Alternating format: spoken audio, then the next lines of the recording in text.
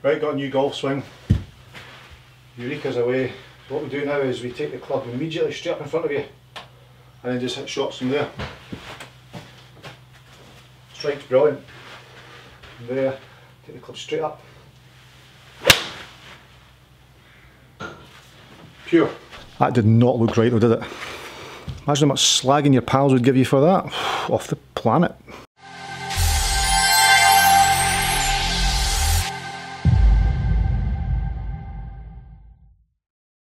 Right, today we're talking how does your golf swing look, so it doesn't have to be picture perfect. Everyone seems to think it does though. They all want to copy this model, let's say Tiger, Rory, excuse me, whoever. That's what they're looking for. Not going to get it.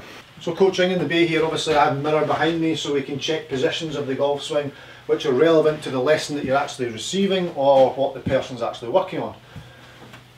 But just making your golf swing look good is not exactly going to make you a better golfer.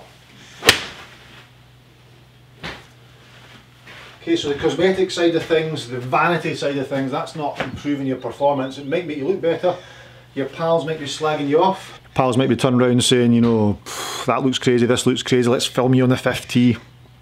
Cheers lads. Do they know the position you're trying to get into? Do they know what you're trying to achieve? Probably not. So last week I had 2 lessons. One guy had a specific fault, or what looked a fault to him, or both of them did. One was a flying right elbow. So the club came back, we were in this flying Eamon Darcy position out here. And the other was face was severely flipped open at MP2, at measure position 2, club parallel to the ground. Face of the club was out here, ideally here, closed, open, but he was in here. Both of these golfers, both men, one was single figure, one with the face flipping over was category 1, playing their club championship this week. The other one was slightly higher handicap, I think he was off 12, 13. Both of them hit the ball really well, but they both came to me because of this visual in video analysis that their pals had taken of them. So this fault that was in their swing, this fault, or what looked like a fault in their swing, they wanted to come and see to try and sort out. Peer pressure was a lot to do with it. Their pals were saying, you know, that's not right, that's the reason this is happening, blah blah blah blah blah. And that's why they came to see me. Both guys at impact from here to here were excellent. Okay, so both guys were delivering impact really well, their numbers were really good, their ball flight was really good, strike was good. Yeah, we lost a little bit to the left, lost a little bit to the right at times, but it wasn't because of the fault that people were picking up on camera. When I coach, I use my iPad a lot so people can get a visual view of what I'm discussing with them, but I find that it can be quite destructive at times as well if it's not done correctly. People take the camera or they look at the video. Look at the video, I'm discussing swing plane for example, they look at the video and then they mention other things, they go, oh look at my left heel coming off the ground, or look how bent my left arm is. That's not really what we're talking about to try and fix the fix, if you like, try and fix the fault. They then pick up on other things that don't aesthetically or, yeah, just don't look good. But that's not the problem we're here to talk about. That's how video analysis can be quite destructive. So the coach is talking about one position, get into one position, but then the client or the player picks up on something else that's not even relevant to what they're trying to fix. So Jack Nicklaus for example took the club back, his left heel came off the ground, a little bit returned, had to turn a little bit more, left heel came off the ground. He didn't work on trying to keep that flat. Every time he did video analysis and they're working on something with his coach Jack Grout, he made sure the left heel kept coming off the ground. Doesn't look great, but that wasn't the fault was something else. So don't pick out pieces that don't look right, which is what happened to these 2 lads that came to see me. And breathe.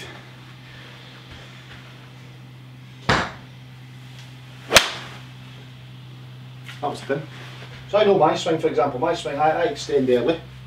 I'm a little bit buckled to the left knee, it's not great. It works for me, I can deliver the ball at impact, club at impact very well. Just now I'm working on trying to reduce the amount of forward motion at impact. I'm trying to get a little bit more round and down, so I'm trying to feel as though I've got a little bit more weight on my heels. At impact, which is stopping me doing that extension move, but I'm doing that for a reason, because that extension move is the reason I lose it out to the right slightly. So that's the bit I'm working on. This left knee coming in and a little bit too much wrist cock at the top, I'm not bothered with that because they're functional for me. My wrist's cupped. I'm cupped a bit at the top as well, which is leaving the face open, but the way I deliver it into impact is fine. So I'm not bothered about that. But when you look at it on camera, folks say, that's wrong, that's wrong, that's wrong, that's wrong. Aye, very good. So this chap came to me with the club face. Let's just talk about this guy. Fan wide open. So we get far too open in that position.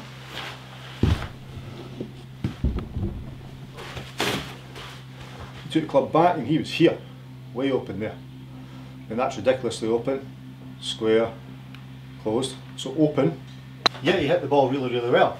The reason he did that was because he was majorly open here and then from there, but what he did was when he came back down, he's got a great weight shift towards the target and a full shoulder turn, so full closing of the shoulders through impact, which brought this open position here with this massive turn, that open position there, massive, massive turn, brought him back through his open position, but he was able to close because he's so much power and so much force going left and behind him.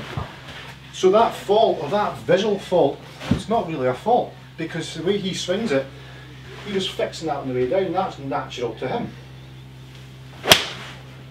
That was good.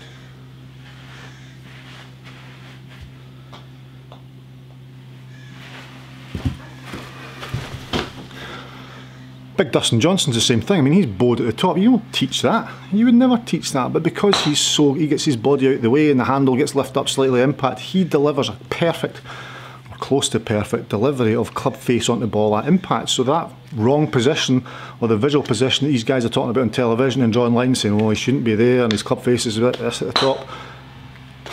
Pish. Guy came in with the elbow up here. It's very, very high, very Eamon Darcy. So his club shaft was in this position instead of being here. Not ideal there, but then when he came back down, he managed to get fantastic connection between the right hip and the elbow before he turned. So he was up here, then he dropped it down, then turned, and all of a sudden the shaft was flattened out and delivered brilliant impact. So it was my job then to highlight the fact that, yeah, that looks a bit funky. Brilliant, that's unique to you, that's the DNA of your golf swing. And then at impact, we could see that he was in this position.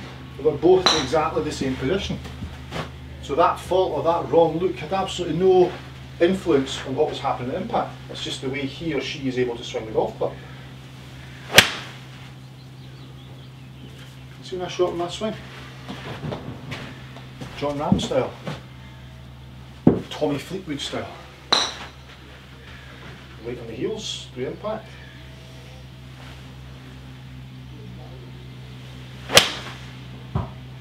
Hear the difference when you talk to yourself? To discipline myself a little bit more. So because you've been on video, or because your pals have put a bit of pressure on saying this is wrong, this looks funky, go and see the right guy. Go and see someone that's going to help you out, somebody that's got a clue. I mean, all your pals, they're all experts and they're all trying to help you, which is nice and fine. And it's all about looking great, but it's not really a great looking golf swing, doesn't mean it's functional.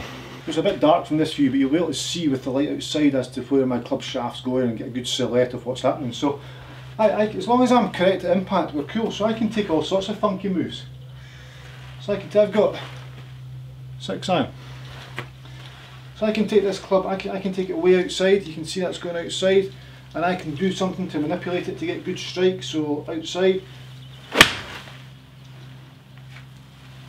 it's fine. I can do opposite. I can come mega inside in here, still hit good golf shots. I can go way in there, way in. It's even better, more like Eureka. I can come back with the club face fanned open that we're talking about. Let's do that one. So fan the club wide open, then I just need to make sure that I make some sort of alternative move on the way back down to make good impact. So there, so way open. Good, so if the ball went left there, because I've opened it so much I've had to turn it over. So you can compensate for that. Again, let's do the opposite, let's go closed. Really closed there, and I'll come down and try and do some funky move to try and get that back to square at impact. So I'm going up this way and out. Let's do that. Let's go out and closed and see what happens. So we go closed and out. There we go, jump away into impact. So these are all examples. They're a little bit extreme. I mean, a lot of people are worse than that, I suppose, but they still get it back to impact. And then of course, visually it doesn't look great. I mean, there's Eureka idea, for example. Watch my videos on that. My body's pointing well left, shoulders are square to target. At impact, we're delivering it very, very well, slightly into out, club face closing at impact. It's great. So it doesn't have to be textbook, it doesn't have to look perfect. My God, how can I put that across? Thank you.